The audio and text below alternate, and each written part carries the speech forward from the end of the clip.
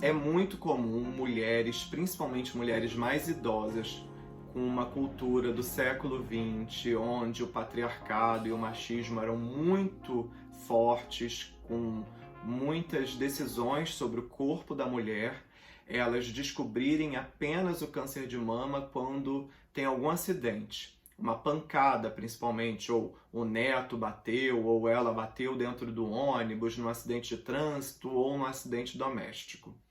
Isso significa que essas mulheres não desenvolveram câncer de mama a partir do trauma ou a partir da pancada, mas sim que foi esse evento que fez com que elas tocassem a própria mama ou olhassem para o próprio corpo.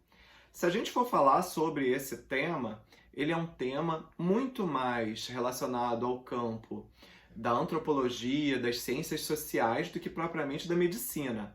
Até porque a gente teria que voltar lá no lugar onde essas mulheres eram muito subjugadas e elas acabaram se tornando vítimas da própria história que impediram que elas tivessem uma boa relação com o próprio corpo, ou uma relação de intimidade com o corpo delas, o que é mais importante e mais prejudicial quando ela está ausente. Diante disso, essas mulheres que descobrem o câncer de mama a partir de um evento traumático, elas se sentem muito culpadas. Elas se sentem muito culpadas, eventualmente, porque se elas tivessem procurado atendimento antes, ou se elas tivessem tocado o próprio corpo antes, ou muitas vezes elas escutam frases nada carinhosas, nada cuidadosas dos seus parentes ou das pessoas que cercam essa mulher com câncer. Por que você não se cuidou? Por que você não viu isso antes? E passa uma sensação de culpa que ela, sinceramente, não ajuda em nada a pessoa que está doente. O câncer de mama não é culpa de ninguém. Não é culpa nem de quem está doente e muito menos não é culpa do familiar que está acompanhando essa pessoa, tantas vezes idosa, e que não vai interferir tantas e tantas vezes na intimidade dessa pessoa, examinando ela de tempos em tempos, até porque muitas vezes é um filho, é um acompanhante, é um neto, é uma pessoa que não tem intimidade com o corpo dessa pessoa. Um outro ponto muito importante que faz com que as mulheres também sintam culpa quando têm diagnóstico de câncer de mama é quando elas fizeram uso de terapia hormonal no período pré-menopausa e acabam relacionando o câncer de mama a essa terapia hormonal. Se eu não tivesse feito, e mais uma vez concluindo que a culpa do câncer de mama é delas.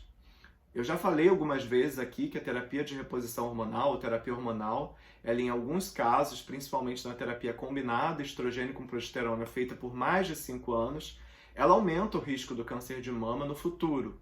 Mas não significa que porque a pessoa fez terapia hormonal que ela vai ter câncer. Ou que se ela teve câncer é porque ela fez terapia hormonal.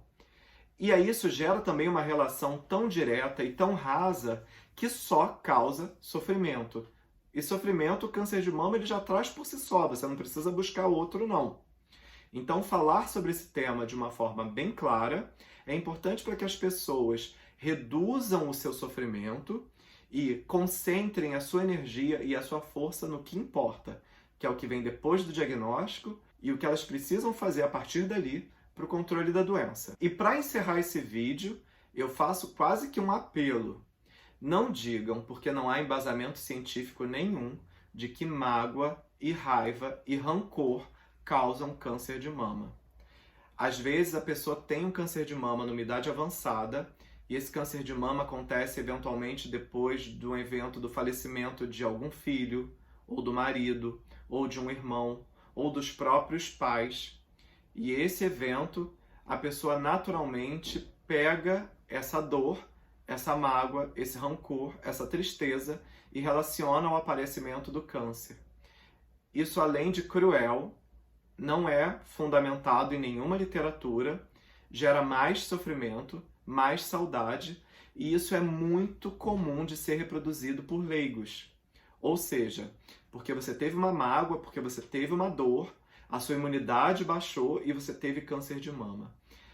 O desenvolvimento do câncer de mama, ele tem tantos fatores, sejam eles de reparo de DNA, de erro na divisão celular, de proliferação desses erros, associado há fatores que aceleram esse crescimento celular desordenado, que a mágoa ela vai ser impossível de ser medida dentro de tantos pontos da carcinogênese, ou seja, a carcinogênese do desenvolvimento de uma célula com DNA ruim, errado, que vai se proliferar de forma exacerbada.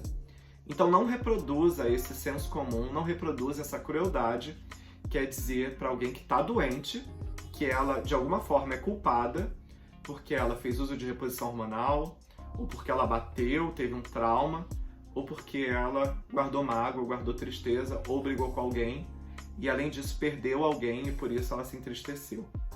Vamos ser mais empáticos, mais cuidadosos e mais afetivos com a pessoa que tem câncer de mama. Ela precisa de acolhimento e não de justificativas para a própria doença que já está ali.